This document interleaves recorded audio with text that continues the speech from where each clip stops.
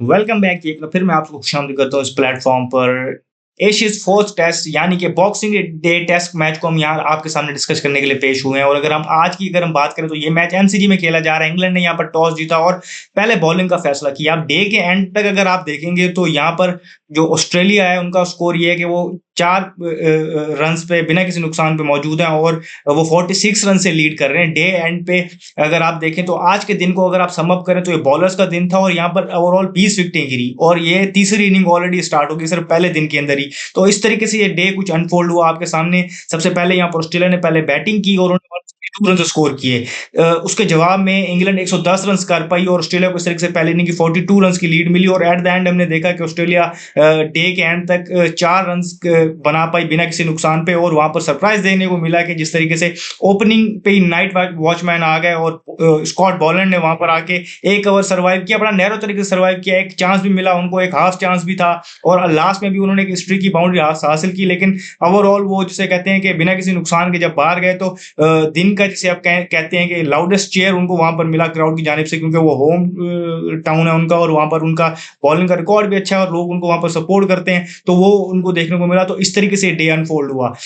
England की पहले अगर हम बॉलिंग की बात करें तो इंग्लैंड ने वहां पर बड़ी आउटस्टैंडिंग बॉलिंग की, 152 रन पे उनको रिस्ट्रिक्ट किया। ऑब्वियसली यहां पर अगर आप बॉलर्स का दिन देख रहे हैं, अगर 20 विकेट्स गिरी हैं तो लोग ये सोच रहे होंगे कि ऐसा क्या था, क्या पिच अनप्लेबल थी यहाँ पर, फिर बॉलिंग बहुत आउटस्टैंडिंग हुई या बैटिंग बहुत एवरेज हुई। तो सारी चीजें थी, कुछ ना कुछ कॉम्बिनेशन सबका था कि पिच तो बिल्कुल अनप्लेबल नजर आ रही थी। वहां पर आपको नजर आ रहा था कि जो मूवमेंट थी, जो सारी चीजें थी, तो पिच के ऊपर जिस तरीके से ग्रास छोड़ा गया उसके ऊपर भी तनकीद हो रही है, लोग बात कर रहे हैं, मुख्तलिफ राय है लोगों की। आप जानते हैं कि हमेशा डिवाइड होती है कि जब वो कहते हैं कि ऑस्ट्रेलियंस या इंग्लिश मैन जो होते हैं वो तनकीद करते हैं। जब यूजुअली आप देखते हैं कि जब एशियन कंडीशन में जब उनको स्पिन फ्रेंडली ट्रैक मिलते हैं तो वहां पर उन पर तनकीद करते हैं और ये डिवाइड हमेशा रहेगी। लेकिन कुछ लोग कह रहे थे कि बिल्कुल अच्छा रहा ये दिन जिस तरीके से गया। इतना सारा क्राउड जो आपने देखा कि हिस्टोरिक क्राउड था, कि ये क्राउड 2015 के वर्ल्ड कप फाइनल से भी ज्यादा था और 2022 के T20 world cup India versus Pakistan match से भी ज्यादा था। 94,000 से ज्यादा लोग वहां पर मैच देखने आए थे बॉक्सिंग डे पर। तो उनके सामने एक बॉक्स ऑफिस डे गया उनकी नजर में कि जिस तरीके से फास्ट प्ले का वहाँ जो हमें नजर आया, जिस तरीके से विकेटें गिरी हैं, वहां पर फास्ट बॉलिंग हुई है, तो वो सारी चीजें उनको, वो कह रहे हैं कि लोगों ने जिसे कहते हैं एट द एंड एंटरटेन होके गए हैं। वो दूसरी तरफ लोग कह रहे हैं कि ये एक दिन में ऐसी पिच बना लेना, अनप्लेबल बना लेना, ये इस चीज को जस्टिफाई नहीं करता और ये अनजस्टिस है बैटर्स के साथ। तो ये दोनों तरीके की राय चल रही हैं। लेकिन ऑब्वियसली नजर आ रहा था कि पिच अनप्लेबल है और फिर कुछ ऑर्डिनरी शॉट्स भी देखने को मिली, कुछ जिसे कहते हैं सॉफ्ट डिसमिसल भी देखने को मिले और कुछ आउटस्टैंडिंग बॉलिंग भी देखने को मिली। तो ये कॉम्बिनेशन ऑफ जिसे कहते हैं तीनों चीजों का कॉम्बिनेशन था आज का दिन, जो बॉलर्स का दिन रहा। तो इसी तरीके से कुछ आगे बढ़ा। इंग्लैंड की तरफ से अगर हम बात करें तो जॉश टंग ने बड़ी अच्छी बॉलिंग की, 5 विकेट हॉल लिया उन्होंने। इससे पहले हमने देखा था कि थर्ड टेस्ट में सेकंड उन्होंने 4 विकेटें ली थी। यहां पर उन्होंने उस परफॉर्मेंस को बैक किया, 5 विकेट हॉल लिया। गस एटकिंसन ने 2 विकेटें ली, 1 विकेट बेन स्टोक्स ने ली और 1 विकेट ब्रायडन क्लार्क ने ली। अब पहले अगर हम बात कर लें गस एटकिंसन की, तो उन्होंने न्यू बॉल के साथ जो स्पेल किया वो बहुत आउटस्टैंडिंग था। हालांकि दूसरे एंड से उनको उस तरह की सपोर्ट नहीं मिल रही थी। वहां पर ब्रायडन क्लार्क अगेन एक वेवर्ड नजर आया और ऐसी पिच पे कि जहां पर आप कहते हैं कि पैराडाइज हो बॉलर्स के लिए, फास्ट बॉलर्स के लिए। वो चाहेंगे कि यहां पर आके बॉल करें, लेकिन वो अगेन अपनी लेंथ ढूंढने में नाकाम रहे। यहाँ वो बहुत शॉर्ट थे, यहाँ वो बहुत फुल थे और फिर उनकी लाइन भी उस तरीके से ठीक नहीं थी, तो वहां पर वो रन लीक कर रहे थे। लेकिन दूसरी तरफ से गस एटकिंसन ने वहां पर प्रेशर बनाया रखा हुआ था, फिर उनको उसका रिवार्ड भी मिला, उन्होंने 2 विकेटें ली। फिर जो उनको आगे बैक किया वहां पर उस परफॉर्मेंस को, वो जॉश टंग थे। उनकी जितनी तारीफ की जाए कम है। उन्होंने 5 विकेट हॉल लिया एमसीजी में, बॉक्सिंग डे पे 5 विकेट हॉल लेना और ऑस्ट्रेलिया की तगड़ी बैटिंग लाइन के अगेंस्ट और उनकी बॉलिंग भी, जिसे जिस तरह हमने पोस्ट प्री मैच में डिस्कस भी किया था कि उस तरीके से एक्सपीरियंस नहीं है और उस क्वालिटी की नहीं है। तो उसके बावजूद उन्होंने यहाँ पर अपना हाथ खड़ा किया और इस पिच पे, ऑब्वियसली पिच अनप्लेबल थी लेकिन स्टिल कुछ और बहुत आउटस्टैंडिंग उन्होंने चैनल पे बॉलिंग की, जिसकी पर उनको सक्सेस मिली। 5 विकेट हॉल लिया उन्होंने। तो इस तरीके से ये बॉलिंग इनिंग सम अप हुई।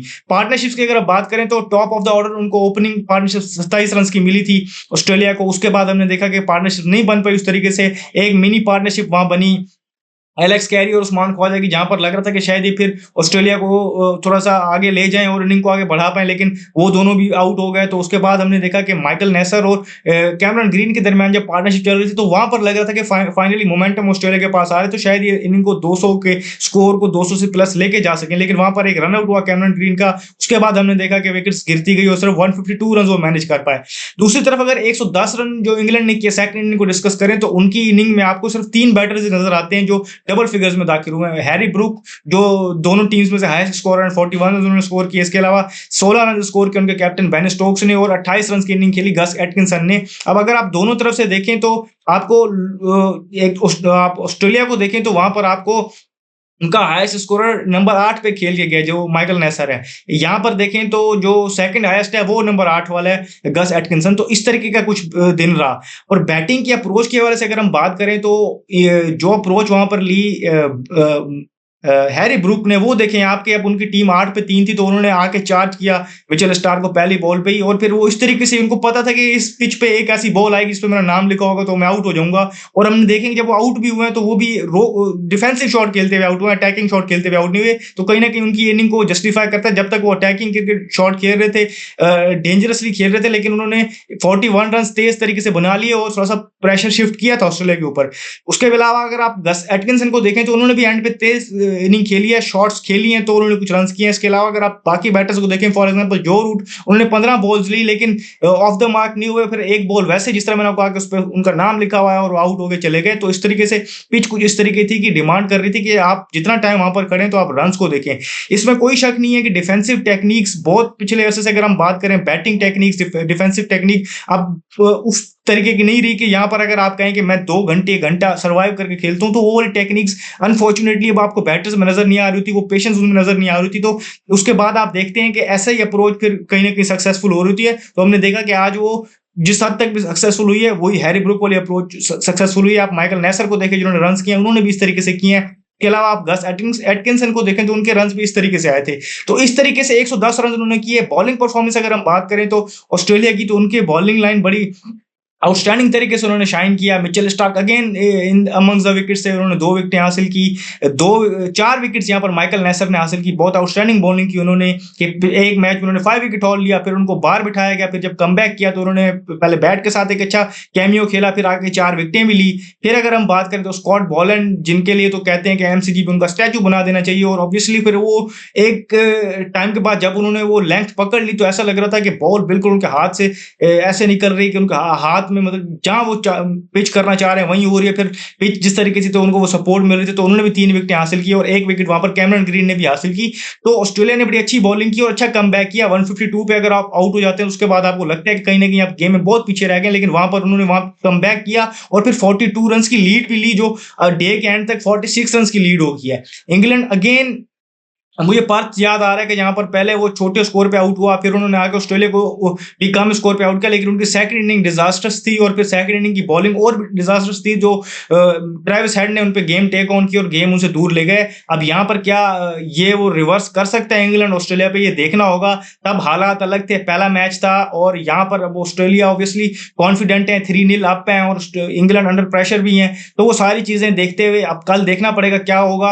आप इसको यही देखें, जो इनिंग है ऑस्ट्रेलिया समझे 46 रन्स पे, उनका कोई आउट नहीं, इस तरीके से शुरू करेंगे। ट्रेविस हेड और स्कॉट बॉलैंड कल इनिंग का आगाज करेंगे। जितने रन स्कॉट बॉलैंड करेंगे वो बोनस ही होंगे और ये चीजें भी माइंड पे प्ले करेंगी इंग्लैंड के कि कल वो उनको कितना जल्दी आउट करते हैं। कल के दिन के लिए भी उम्मीद ये की जा रही है, कल के दिन भी बॉलर्स का दिन होगा, उनको सपोर्ट मिलेगी। मे बी डे 3 पे जाके आप देखेंगे कि वहां पर फिर बैटिंग आसान हो, लेकिन तब तक इंग्लैंड को गेम में जिसे कहते हैं कि बने रहना है और उनको अपने आप से गेम को दूर जाने नहीं देना। तो ये सारी चीजें देखनी होगी कि कल इंग्लैंड आगे किस तरीके से बॉल करता है और किस तरीके से वो अपनी सेकंड इनिंग की बॉलिंग को चलाता है और वो क्या देखता है और कितने टोटल में ऑस्ट्रेलिया को वहां पर रिस्ट्रिक्ट कर पाता है। फिर अगर देखते हैं कि चेज ऑन होता है या नहीं होता, और फिर ये भी देखना पड़ेगा कि जिस तरीके से कहा जा रहा है कि पिच बाद में थोड़ा सा बैटिंग लिए आसान होगी, आया वो होती है या नहीं। आज का दिन बॉक्सिंग डे टेस्ट मैच का जो पहला दिन था, अगर आप उसको देखें तो ब्लॉकबस्टर रहा मेरी नजर में।